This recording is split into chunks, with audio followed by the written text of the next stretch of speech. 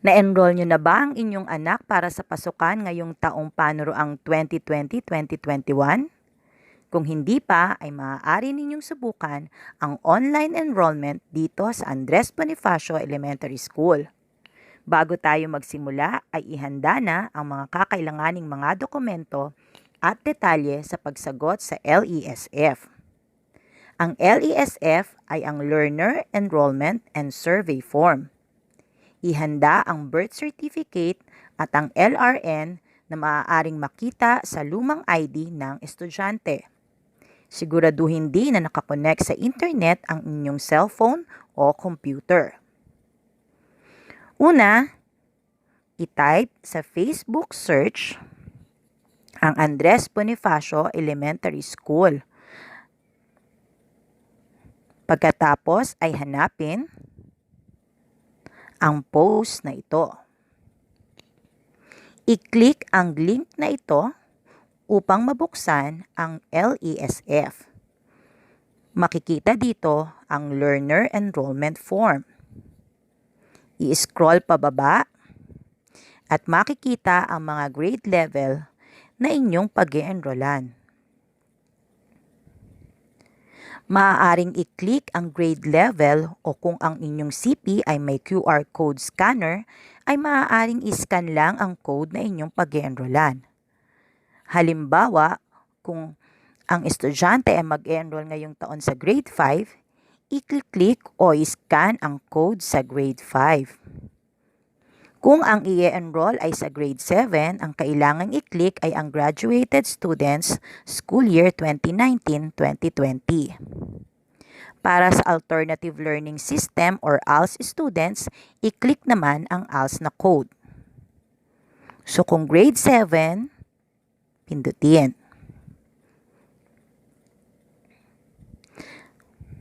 Basahing mabuti ang mga dapat sundin sa pagsagot ng LESF.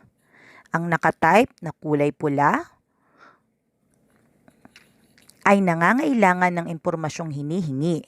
Ibig sabihin, hindi ito maaaring laktawan o iwan ng walang sagot. Sa mga item na hindi angkop ay ilagay naman ang NA. Tandaan din na malalaking letra lamang ang dapat gamitin o mag-caps lock. Sa unang item ay kailangang ilagay ang iyong email address.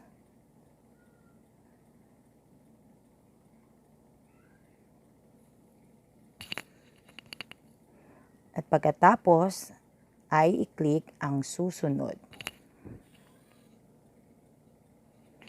Para sa taong panuruan, i-type ang 2020 to 2021. Ang susunod ay piliin naman kung may LRN o wala. May LRN kung may LRN na, at walang LRN na maaaring para sa mga kindergarten na papasok pa lamang. Ang returning o balik-aral ay ang mga batang o estudyanteng nahinto ng isa o mahigit pang isang taon sa pag-aaral. Kung hindi naman returning o balik-aral, i-click ang hindi. Ang sunod naman ay click ang batang nais ipatala. Piliin ang baitang. Kung grade 7, piliin ang grade 7. Kasunod ay ang huling baitang na natapos. Kung grade 7 ang ipapatala, ang huling baitang ay grade 6.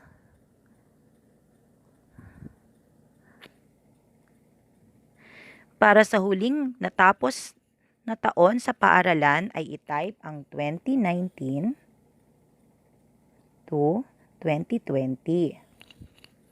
Ngunit kung ang balik-aral o ang balik-aral na estudyante ay i-type kung kailan ang huling taong panuruan ang natapos. Sa huling paaralang pinasukan, i-type ang pangalan ng paaralang pinasukan nung nakaraang taon.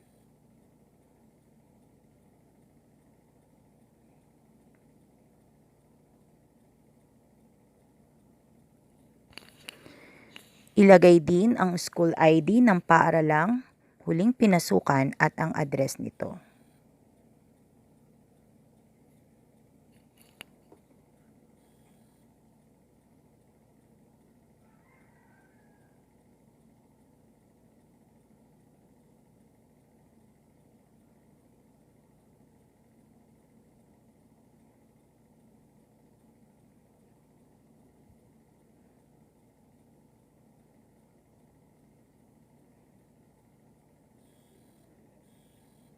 Piliin ang uri ng paaralan kung pampubliko o pribado.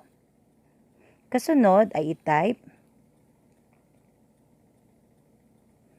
ang paaralan kung saan nais i-enroll, ang school ID at ang address din nito.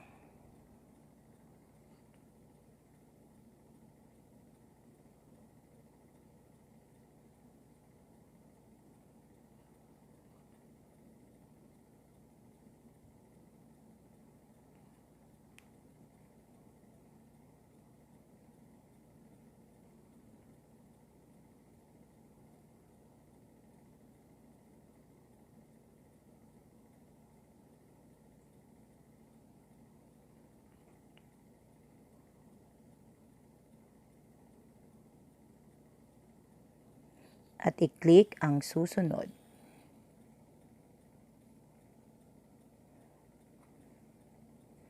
Dito naman ay ilalagay ang numero ng sertipiko ng kapanganakan.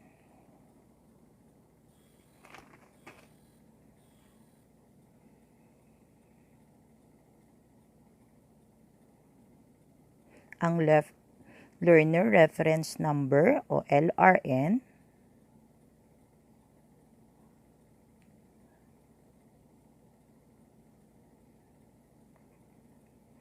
ang apelyido ng batang nais ipatala simula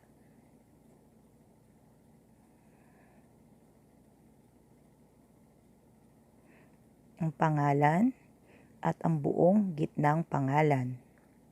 Kung may extension name, sulat ito. Kung wala naman, ay i-type ang NA. Sa petsa ng kapanganakan ay piliin. Halimbawa, kung ang taon ay 2007, click ang taon at i-type or piliin ang 2007. Kung August, ay hanapin ang buwan ng August at 23 para sa date. Pag natapos na, i-click ang Set. Kasunod ay ang edad. Piliin ang kasarian.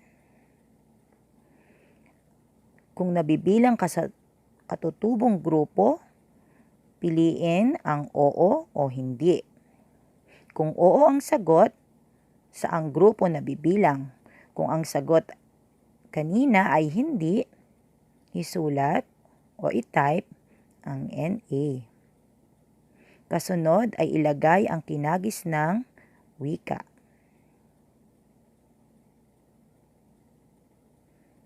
Ang inyong relihiyon,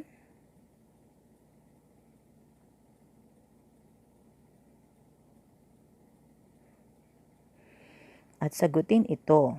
Piliin kung mayroon o wala. Kung ang sagot kanina ay mayroon, ay isulat ang natatanging kalagayan ng bata. Pero kung wala naman, ay i-type ang NA. Kung may nagagamit na assistive technology devices sa inyong bahay tulad ng screen reader, braille, or DAISY, piliin ang mayroon. Kung wala naman, i-click ang wala. Kung mayroon, ang sagot kanina, isulat dito kung ano ito. Pero kung wala, isulat natin or i-type ulit ang NA. Pag natapos na, ay i-click ulit ang susunod. Sa pagpapatuloy, sagutan ang tungkol sa tirahan. Simulan sa numero ng bahay at kalye. Halimbawa,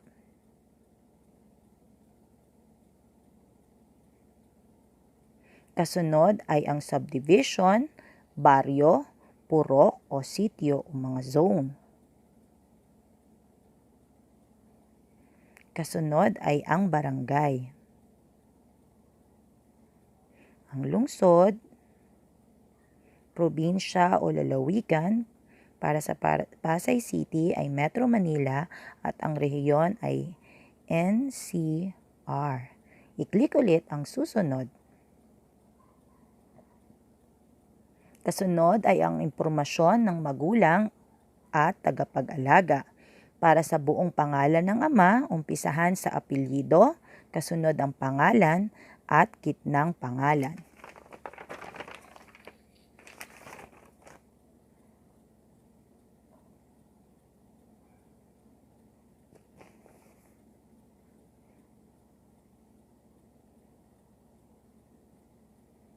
Piliin ang pinakamataas na antas na natapos sa pag-aaral ng ama.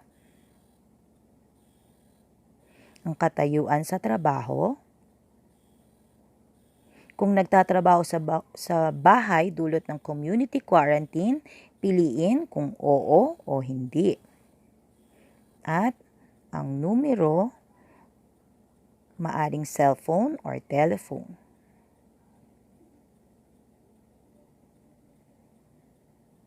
Kasunod ay ang buong pagkadalagang pangalan ng ina. Simulan din ito sa apelyido, sunod ang pangalan at ang gitnang pangalan. Tandaan na ang ilalagay ay ang pagkadalagang pangalan ng ina.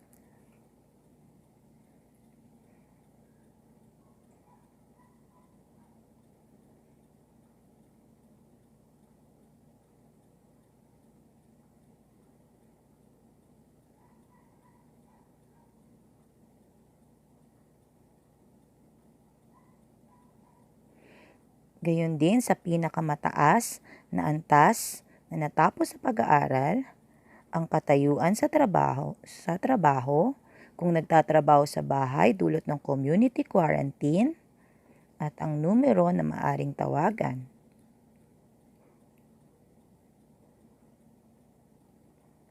Kasunod naman ay ang buong pangalan ng tagapag-alaga, simulan din sa apelyido, pangalan at gitnang pangalan.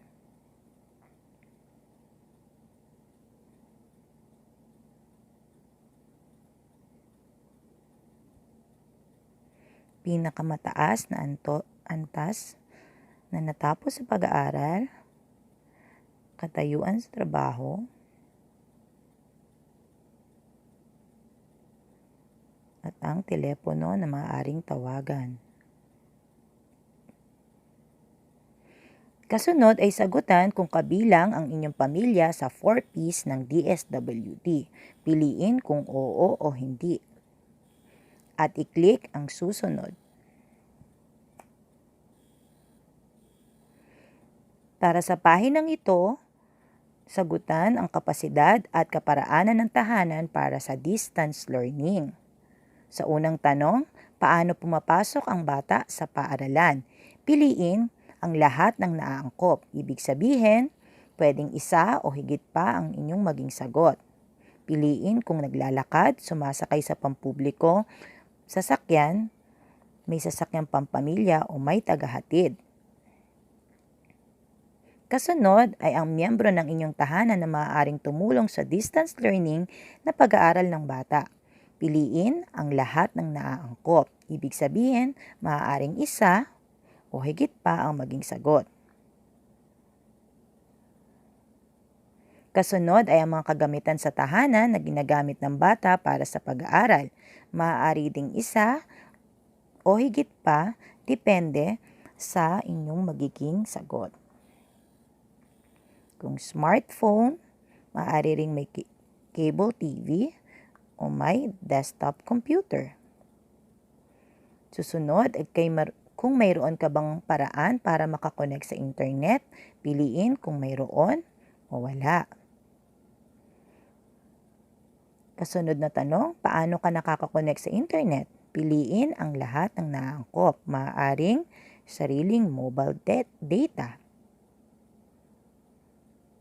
Kasunod ay mga pamamaraan ng distance learning na nais mo para sa inyong anak. Piliin din ang lahat ng naangkop. Kung mayroong naiisip na iba pang pamamaraan ay isulat ito.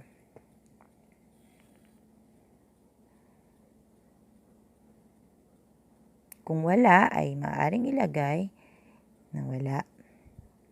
Kasunod ay ang tanong na Anong mga hadlang ang maaaring makaapekto sa proseso ng pagkatuto ng inyong anak gamit ang distance education? Maaaring piliin din ang lahat ng naangkop.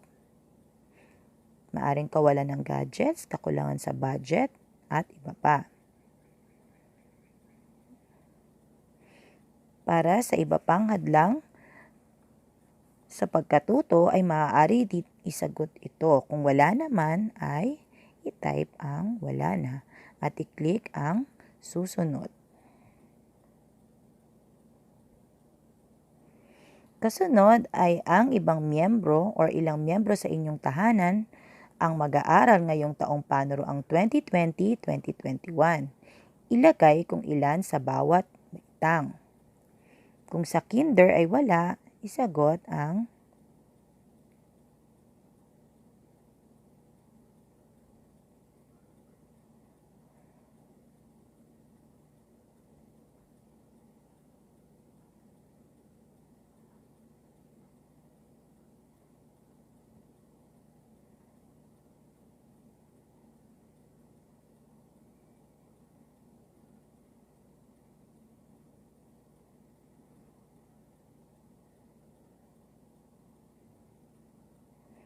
pag natapos na, i-click ang susunod. Ayan, natapos na ang ating school enrollment and survey form. Madali lang, di ba? I-click naman ang sumasang-ayon ako at i-click ang submit. Pero bago yan, pwede nyo rin naman na